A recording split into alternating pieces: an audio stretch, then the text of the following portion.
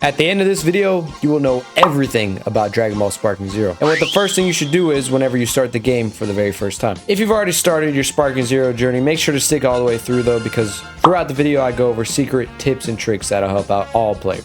First thing we're going to go over is the game modes. Now, the different game modes we have here is Episode and Custom Battle, Battle and Training, Challenges and Missions, Shop and Customize, The Gallery, Come Forth Shenron, and that's all of them. First up, Episode Battle and Custom Battle. This is two options here, Episode Battle, Custom Battle. You go into Episode Battle. This is the story for Dragon Ball Sparking Zero. Now, we have our traditional Dragon Ball story, but you can see through the eyes of many of our characters. Right now I only have Goku unlocked because this is a brand new account, but you can go through the story through Frieza's eyes, Vegeta's eyes, Gohan's eyes, a bunch of different POVs. I recommend you do that. Also, each POV has its own what if story that seem to be pretty entertaining, so this is perfect for casual gameplay and learning the basics of the game. Now, our second option here is going to be the Custom Battle. This is a brand new mode that Sparking Zero has introduced, and it's a wonderful game mode. You can either choose between Custom Battle mode, where you create your own custom battle. You can make your own what ifs, like what if Yamcha fought Jiren, stuff like that. The World Library, you can play other people's custom battles, and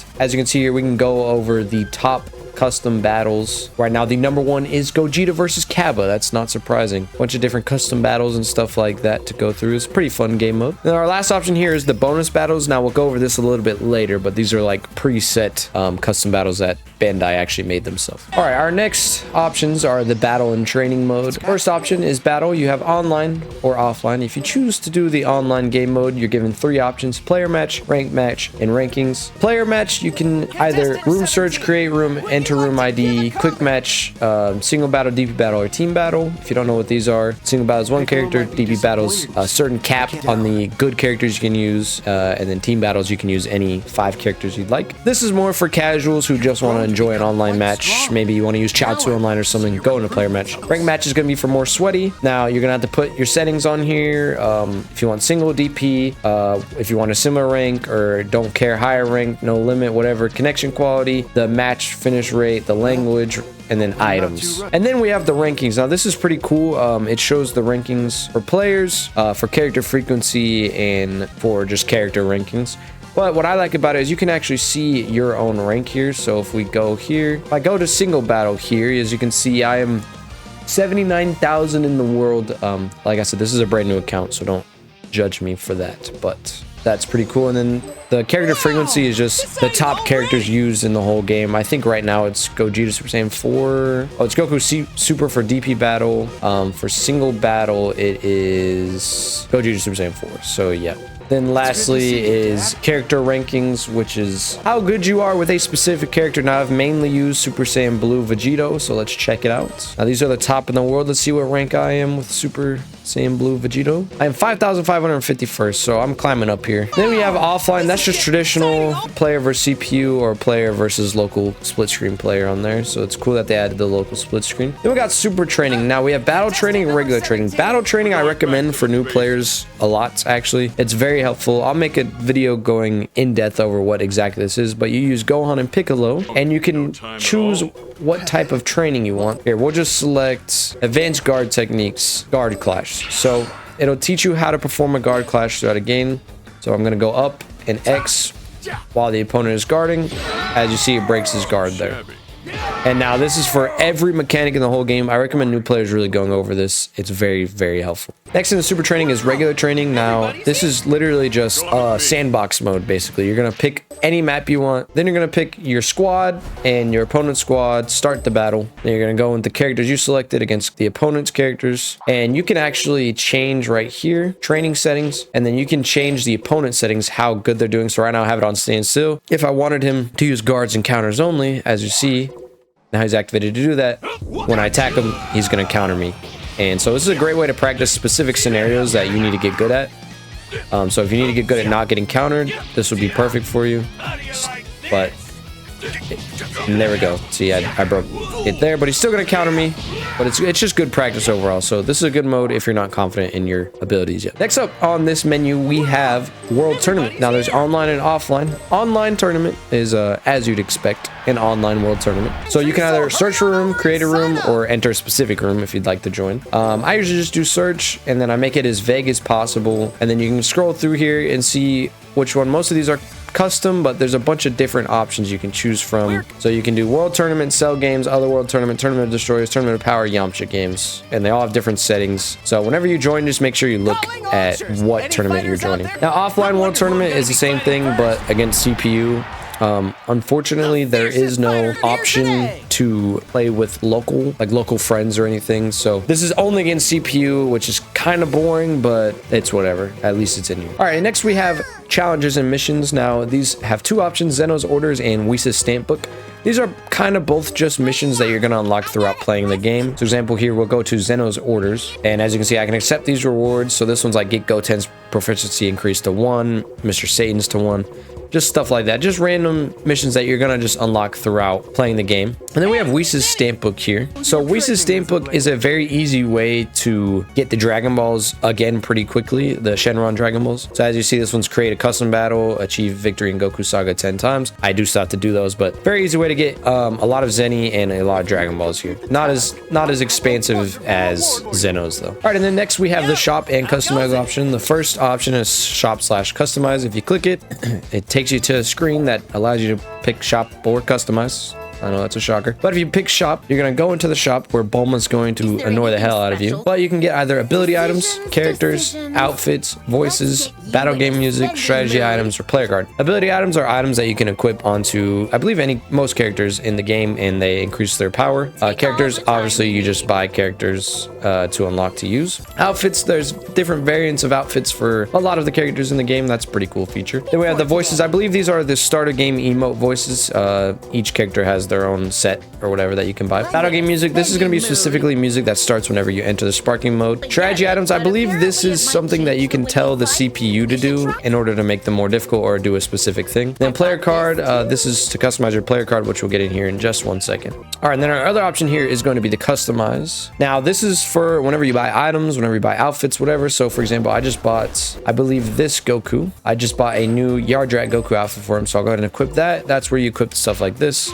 So now if I use him, he's going to look like Yardrat Goku, which is pretty cool. But yeah, you can do different things. The battle game music, the outfits, their emotes, stuff like that. So yeah. And then on this screen, we also have the player card. This is basically like your online profile for the game.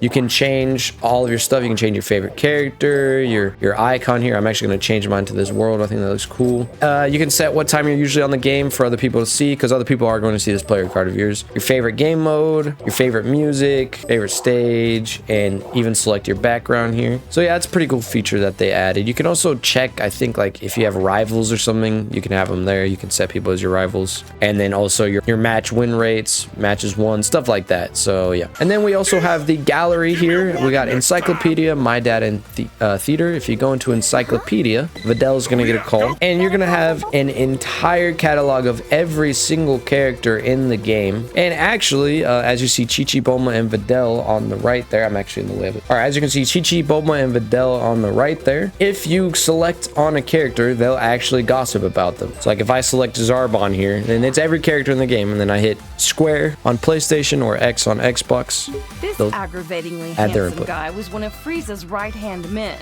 He is pretty. Oh yeah. I'd be able to appreciate his looks if he wasn't a sleazy villain. So yeah, that's a cool feature that they added into the game. You can do that again with every single character. Let's do one for Dodoria as well. The way this freak talks, the way he violently attacks people, and how gross he is. Ugh, can't stand him. He was a former colleague of Vegeta's as well. When he quit, he wiped out Dodoria in an instant. Huh? You mean Vegeta used to work for the Frieza Force too? Let's just say I try to leave Vegeta's past in the past. So yeah, that is something that's a cool feature that they have. There's also the My Data option here. Now, My Data is going to show your data, of course. It's going to show your top characters, your rank, your single battle points, DP battle points, characters you have unlocked, enemies defeated, combos, highest damage, a bunch of stuff. Just a ton of stats here. I'm glad that they show all of these stats. It's actually really cool to see. So as you can see, this is a new account. I've only played for 3 hours and 45 minutes on this account. So yeah, it's just really cool to have all of this stuff on here. You can also see like your different icons, your text titles, your stuff like that. So yeah. Then lastly, we have the theater mode. The theater mode is going to have every replay that you have saved. I have none right now, otherwise it would pop up, but this is where you're going to watch your replays. It also has movies. This is like the opening movie. Maybe this is the ending movie when you beat the game. I'm not sure. It's locked for me. But I feel like they will add more in the future. Otherwise, I don't think they'd have this here. All right, and lastly, we have the Come Forth option, aka Summon the Dragon. You got Shenron, Purunga, and Super Shenron. I don't have the Dragon Balls collected for any of them, but they all have their various wishes. From my personal experience, none of them are really that important to wish for. I know there's one that gives you Goku Black or Fusion Zamasu, but you can just unlock them at level 20. So it's kind of just up to you, whichever you guys prefer. They're not too detrimental. There's not one that's better than the other. So there's a personal preference there. And now that we have gone over all of the game modes, I'd like to explain what I think everyone should do at the beginning of the game. I think the very first thing you should do is go into episode battle and basically beat the entire game mode, because it's going to unlock a lot of characters. You're going to get a ton of Zenny, a ton of levels, and you're going to learn the basics for the game and get better at it. So I think this is what everyone should do at first. But of course, it's your game. You can decide what to do first. I just think this would be the best way to level up your account and get everyone unlocked pretty quickly. But before I wrap this video up, I do have a few secret tips and tricks that'll help all of you guys out there. All right, secret number 1 is actually back to the bonus battles that I was referring to earlier. If you go into the bonus battles, and as you'll see, there'll be a lot of them here. If you beat some of these, you actually unlock some characters. So like, for example, I beat this one with Bergamo and I unlocked a Bergamo for it. I think you should complete every single bonus battle that you can complete first, so that way you unlock those characters before you spend any Zenny on characters, because you're not quite sure exactly what characters you can get from the bonus battle. You don't want to waste Zenny buying, like, let's say you bought Bergamo and then you go and unlock him for bonus battle. It's not the smartest idea. You just wasted your Zenny basically, and that's something I feel like a lot of people don't realize with the bonus battles. And my last tip and trick is actually going to be the offline world tournament. Now, I made a video over this in extensive detail, so if you want to see that, check it out. But every time you beat a world tournament for the very first time, you actually get 160,000 Zenny.